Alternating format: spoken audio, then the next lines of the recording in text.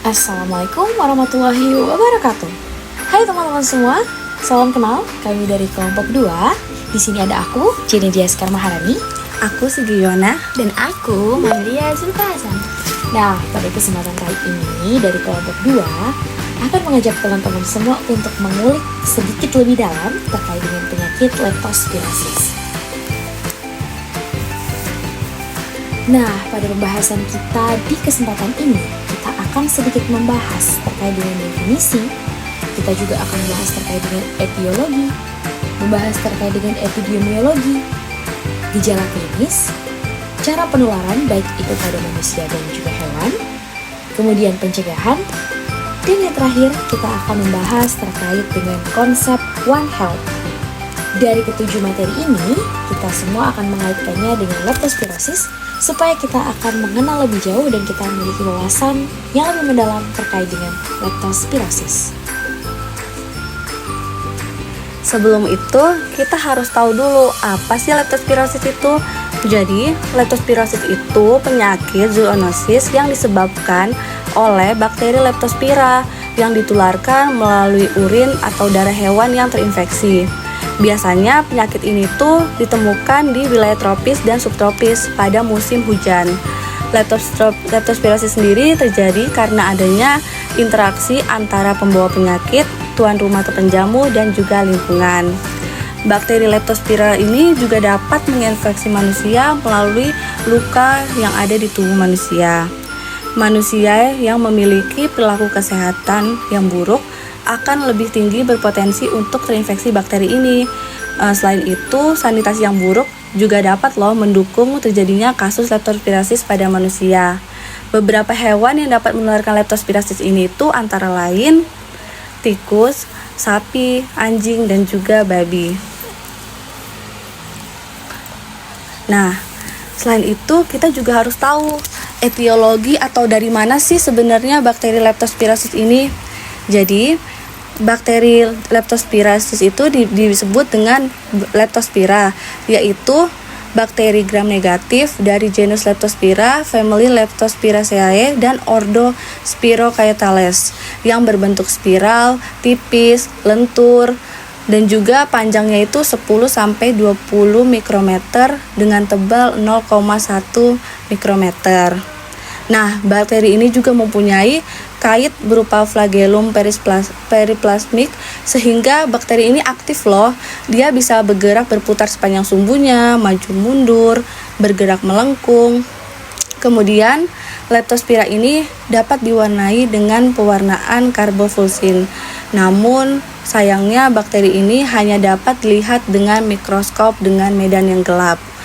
Bakteri ini sendiri bersifat aerob obligat. Nah, aerob obligat sendiri itu yaitu mikroorganisme yang membutuhkan oksigen untuk pertumbuhan dan kelangsungan hidupnya. Genus Leptospira sendiri terdiri dari 2 spesies yaitu Leptospira introgans yang merupakan bakteri patogen yang dapat menyebabkan penyakit, dan juga yang kedua Leptospira biflexa yang bersifat saprofitik atau hidup bebas dan umumnya dianggap tidak menyebabkan penyakit. Leptospira patogen bertahan hidup di tubus ginjal dan saluran kelamin dari hewan tertentu. Nah, selanjutnya kita akan membahas epidemiologi dari penyakit leptospirosis. Di mana aja sih sebenarnya kasus leptospirosis ini sudah pernah terjadi? Jadi, leptospirosis ini sangat umum terjadi di daerah tropis dengan 73% kasus terjadi di zona ini, khususnya di Asia Tenggara, Asia Timur, Asia Afrika, Afrika Sub-Sahara, Karibia, dan Oseania. Penyakit ini umumnya terjadi di antara penduduk pedesaan yang merupakan petani dan juga penduduk perkotaan dan semi perkotaan yang miskin. Leptospira ini juga bisa mengenai wisatawan yang berekreasi air. Kemudian orang dengan tinggal di daerah dengan sanitasi yang buruk juga berada pada risiko tertinggi.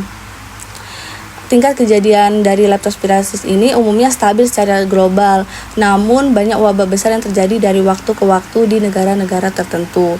Nah, selanjutnya kita melihat di negara kita sendiri, yaitu Indonesia. Gimana sih leptospirosis di Indonesia sendiri? Sebenarnya leptospirosis sudah ada pada dulu-dulu, namun kita melihat pada tahun 2023. Pada tahun 2023 sendiri itu ditemukan adanya 2.554 kasus leptospirosis di Indonesia yang dilaporkan dari 12 provinsi yang ada di Indonesia. Provinsi apa saja? Yaitu Provinsi DKI Jakarta, Jawa Barat, Jawa Tengah, DIY, Jawa Timur, Banten, Kalimantan Utara, Sulawesi Selatan, Kalimantan Timur, Kepri, Bali, dan Maluku. Nah, dari sejumlah kasus yang dilaporkan tadi, terdapat 205 kasus meninggal dengan tes fatality rate sebesar 8%. Sedangkan kasus lepto sendiri itu dari tahun 2023 meningkat dari tahun sebelumnya, yaitu 2022, dari 1.624 kasus menjadi 2.554 kasus. Kenapa bisa ya? Hal ini bisa terjadi karena peningkatan kasus di Pulau Jawa dan Kalimantan, khususnya Provinsi Jawa Barat, Jawa Tengah, DIY, Jawa Timur, Kalimantan Utara, dan Kalimantan Timur. Sedangkan CFR-nya menurun dari 9,1% menjadi 8%. Provinsi Jawa Tengah dan Jawa Timur menjadi penyumbang terbesar terhadap seluruh kasus di Indonesia, yaitu masing-masing sebesar 36,6% dan 42,7%. Nah, setelah membahas tentang definisi, etiologi, dan juga epidemiologi, sekarang kita juga harus mengenal nih terkait dengan gejala klinis kalau misalkan ada seseorang yang terkena leptospirosis. Supaya apa? Ya, supaya kita bisa tahu dan kita bisa waspada sehingga kita bisa mengupayakan pengobatan maupun pencegahan sedini mungkin. Nah, penyakit leptospirosis ini memiliki masa inkubasi dari bakteri Leptospira dengan rentang waktu 2-30 hari. Tetapi, penyakit ini biasanya tuh muncul dari 5-14 hari setelah seseorang itu terpapar dari bakteri Leptospira. Dan sebagian besar dari infeksi ini biasanya dianggap asimptomatik. Teman-teman tahu nggak apa yang dibahas terkait dengan asimptomatik itu? Asimptomatik itu ketika suatu penyakit tidak menunjukkan gejala sama sekali, padahal orang itu sudah terpapar. Nah, tetapi penyakit klinis dapat muncul sebagai penyakit demam akut yang juga dapat sembuh dengan sendirinya. Nah, dari penyakit Leptospira ini dapat melalui dua fase, yaitu fase septikemia dan juga fase imun. Di mana fase awal atau fase septikemia ini merupakan fase yang akan berlangsung sekitar 7 hari dan muncul sebagai penyakit demam akut dengan gejala seperti sakit kepala dan dapat menjadi lebih parah seperti fotofobia atau mata akan terasa perih ketika melihat cahaya yang terlalu terang atau silau. Akan merasakan nyeri otot ataupun nyeri retroorbital, menggigil, mialgia yang khas pada betis dan juga punggung bawah, mengalami sufusi, konjungtiva yang merupakan ciri khas dari leptospirosis. Akan tetapi, kejadian dari sufusi konjungtiva ini tidak terjadi pada semua kasus. Gejala lain seperti muntah, mual, diare, nyeri perut, batuk, dan serta salah satu gejala yang jarang terjadi yaitu ruam kulit. Untuk fase kedua yang juga disebut dengan fase imun, itu ditandai dengan produksi dari antibodi dan juga keberadaan Leptospira dalam urin.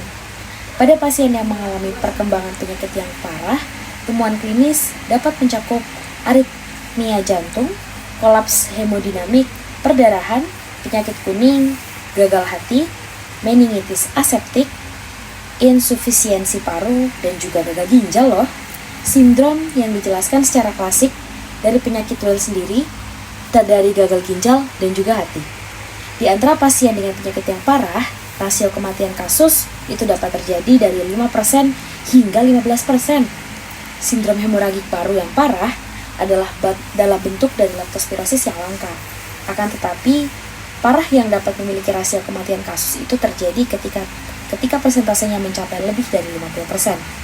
Dan indikator prognosis yang buruk meliputi usia lanjut, perkembangan status mental yang berubah, serta insufiensi pernapasan ataupun oliguria.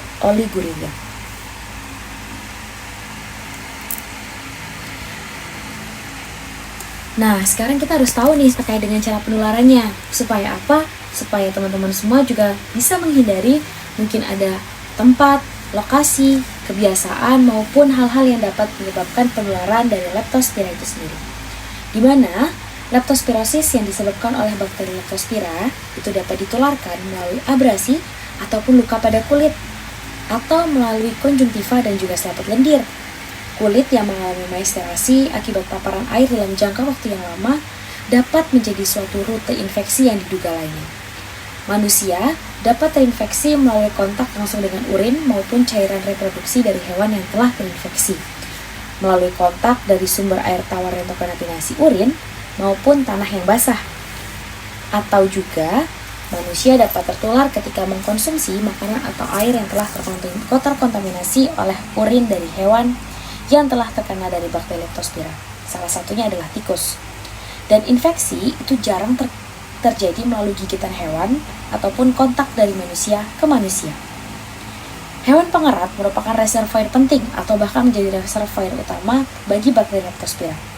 Akan tetapi, terdapat beberapa mamalia lain yang juga dapat menularkan dari leptospirosis ini.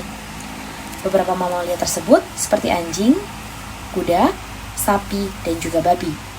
Ataupun juga banyak beberapa spesies dari satwa liar lain yang dapat terinfeksi oleh bakteri Leptospira, dan ketika mengeluarkan urin, bakteri tersebut akan larut dan dapat menularkan penyakit leptospirosis. Dan perilaku yang dapat meningkatkan dari resiko penularan leptospirosis yaitu seperti dengan bekerja di luar ruangan yang dapat dikaitkan sebagai petani, juga bisa ketika berinteraksi dengan hewan seperti sebagai peternak. Yang ketiga seperti dengan memiliki pekerjaan yang berhubungan dengan saluran pembuangan air. Yang selanjutnya adalah dengan tinggal di wilayah yang rawan banjir. Dan yang terakhir adalah sering melakukan kegiatan yang berhubungan dengan air di alam bebas.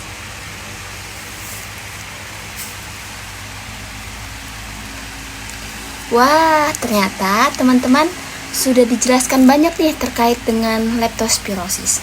Nah, tebak nih aku mau bahas apa, ayo. Ya, seperti yang sudah di PPT, yaitu akan membahas terkait dengan pencegahan. Leptospirosis sendiri ialah penyakit yang disebabkan oleh bakteri Leptospira yang sudah dijelaskan tadi di depan. Nah, menurut WHO, pencegahan terkait dengan leptospirosis ini ada 3, yaitu pencegahan pada hewan sebagai sumber infeksi, pengendalian jalur penularan, dan perlindungan pada manusia. Nah, pada hewan sendiri sebagai sumber infeksi, langkah-langkahnya itu mencakup 2, seperti langkah pencegahan yang dilakukan dengan memberikan vaksinasi kepada hewan yang berpotensi tertular leptospira. Hewan seperti apa sih yang berpotensi menularkan leptospira? Ayo tebak teman-teman. Ya benar, semua hewan yang berinteraksi langsung dengan bakteri Leptospira, seperti hewan ternak, hewan yang dirawat, atau hewan peliharaan, seperti itu. Nah, vaksinasi ini bertujuan untuk mengurangi resiko penularan kepada manusia maupun hewan lain. Selain itu, kebersihan kandang dan area pemeliharaan hewan perlu dijaga agar bakteri Leptospira tidak berkembang baik, sehingga resiko penularan dapat diminimalkan. Selanjutnya, ada pengendalian jalur penularan yang difokuskan pada lingkungan sebagai media penyebaran. Lingkungan dengan sanitasi yang buruk menjadi tempat ideal bagi bakteri Leptospira untuk bertahan hidup.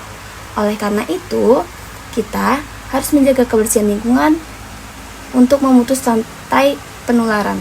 Langkah ini dapat dilakukan dengan membersihkan area seperti tempat tinggal, mengolah sampah dengan baik dan benar, agar tidak menjadi sarang tikus, dan melindungi tempat penyimpanan air dari kemungkinan kontaminasi tikus. Perbaikan sistem sanitasi juga perlu dilakukan untuk memastikan saluran pembuangan air selalu tertutup rapat dan tidak menjadi tempat berkembang biaknya tikus. Selanjutnya, ada pada manusia. Pencegahan yang dilakukan dengan menjaga kebersihan pribadi, terutama setelah beraktivitas di area yang beresiko. Area yang beresiko itu seperti apa sih teman-teman?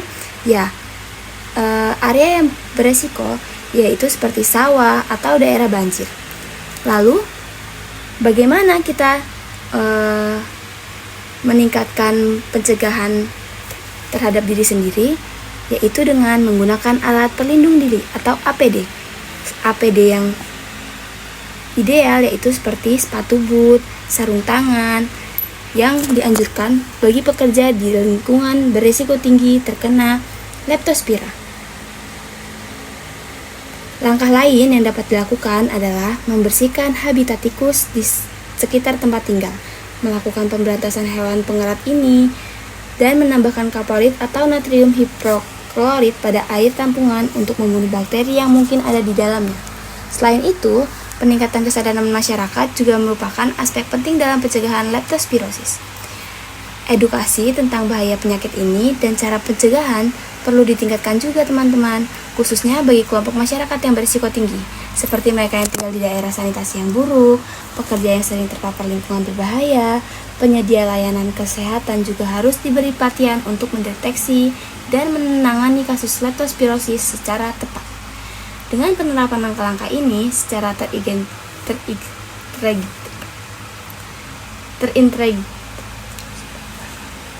terintegrasi dan kolaborasi dari berbagai pihak, penyebaran leptospirosis dapat dikendalikan secara efektif. Selanjutnya saya akan membahas terkait dengan One Health. Teman-teman tahu nggak sih One Health itu apa? One Health itu adalah pendekatan kolaboratif yang melibatkan berbagai sektor, terutama sektor kesehatan manusia, hewan, dan lingkungan di tingkat lokal, nasional, maupun global. Tujuannya apa sih One Health ini? One Health ini bertujuan untuk mencapai kondisi kesehatan yang optimal melalui kerjasama lintas disiplin. Pendekatan ini dirancang untuk mengurangi resiko serta dampak penyakit yang mempengaruhi ekosistem manusia dan hewan. Selain itu, konsep One Health juga bertujuan mempercepat kemajuan penelitian biomedis, meningkatkan efektivitas layanan kesehatan masyarakat, dan memperluas wawasan berbasis ilmu pengetahuan. Jika diterapkan secara tepat, konsep ini memiliki potensi untuk menyelamatkan jutaan nyawa, baik pada masa kini maupun di masa depan. Kenapa sih One Health harus diterapkan? Karena One Health ini mendukung populasi hewan dan manusia agar tetap dalam konsep yang sama. Jadi, pendekatan ini tuh menyeimbangkan dan mengoptimalkan kesehatan manusia, hewan, dan lingkungan dengan menghubung eratkan di antara ketiganya. Pendekatan ini penting karena sekitar 60% penyakit menular itu berasal dari hewan teman-teman gitu. Dan aktivitas fisik manusia seperti perdagangan hewan liar, urbanisasi, perubahan iklim, dan fermentasi habitat meningkatkan resiko penyebaran penyakit ini. One Health ini mencakup isu seperti resisten antimikroba, penyakit zoonosis, penyakit vektor, keamanan pangan, dan kesehatan lingkungan. Nah, kalian tahu kan pasti pandemi COVID-19 itu adalah contoh yang menunjukkan pentingnya kolaborasi lintas sektor untuk mencegah, mendeteksi, dan menanggapi tentang kesehatan global. Namun, penerapan One Health menghadapi tantangan termasuk kebutuhan akan pengawasan terpadu, koordinasi lintas disiplin, dan penelitian faktor resiko zoonosis dengan manfaat yang diharapkan mencapai miliaran dolar per tahun. Investasi dalam pendekatan ini dinilai sebagai langkah strategis untuk mencegah krisis kesehatan di masa depan dan meningkatkan kesehatan global.